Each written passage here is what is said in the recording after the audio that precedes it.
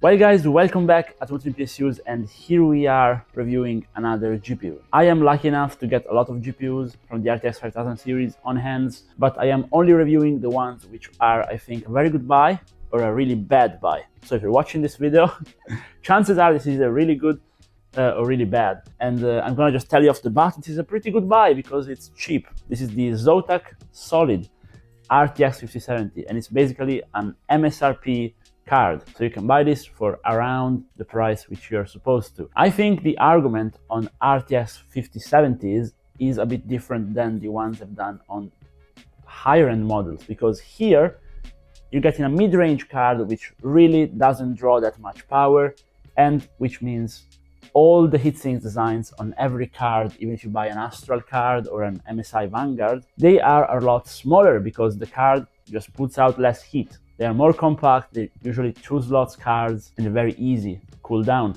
which means it is less important which model you get. Aesthetic is important a little bit, even though, as you guys clearly told me in my previous reviews, some of you just don't care about aesthetics. This one, I think, also looks decent with the gold and gray, but it's not gonna match every single build. However, I've tried to put one either in a white and in a black build, and in both ones, it looks pretty good. The only issue is the only RGB it has is going to be over here, but again, this is not going to be an issue for most people because it's going to be subjective. Now, the packaging and the unboxing experience is actually pretty good for the card. I recently reviewed on the channel the 5070 Ti version, still of the Solid from Zotac, and the little comparison compared to that is we get just one accessory less here, but the packaging is the exact same, and the card is actually a lot smaller.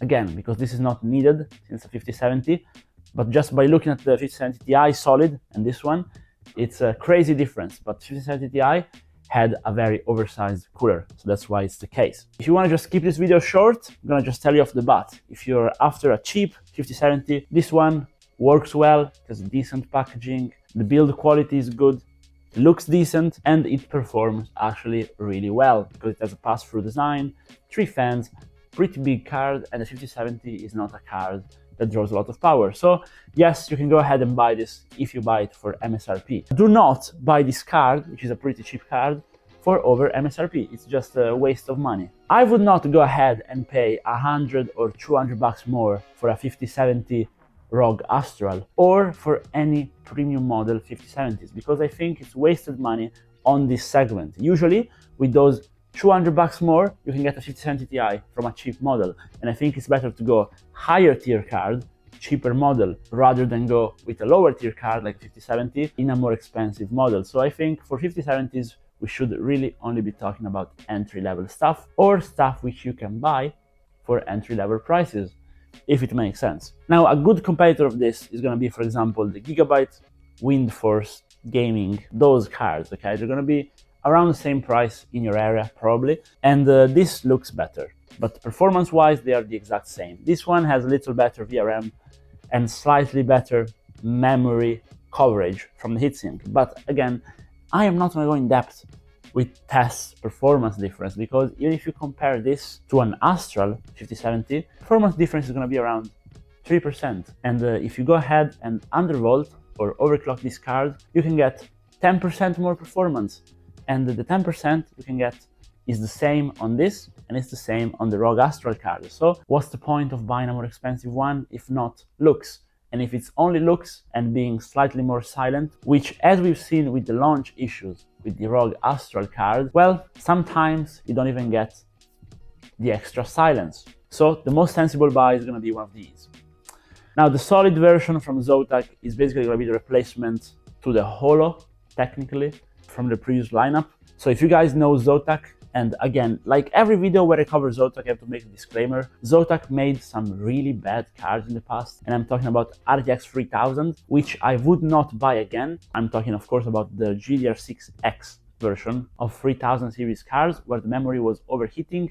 I'm thinking specifically the Trinity 3070 Ti, the 3080 Trinity, 3090 Trinity, really bad cards. But since RTX 4000, they're actually doing a lot better, and with 5000 series, they have refined that, and even their entry-level stuff is good. This card just runs easily at under 70 degrees, It is pretty quiet while doing so. It is not too thick, it is not too long. It's gonna fit pretty much in every build, even in a compact build. I'm gonna have a build on the channel soon with this and a 7800X 3D. So all in all, this card is recommended for me. There's not much to say. It's gonna be a short video.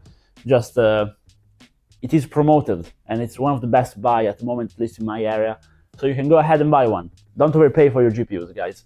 And as usual, most important thing in my videos is gonna be what you guys think. So if you think there is one model which is a lot better value than others, drop a comment so I can also make a video about it if it's the case, or we can discuss if it's not the case. As usual, if you want to undervolt or overclock your card, tutorials are on my channel.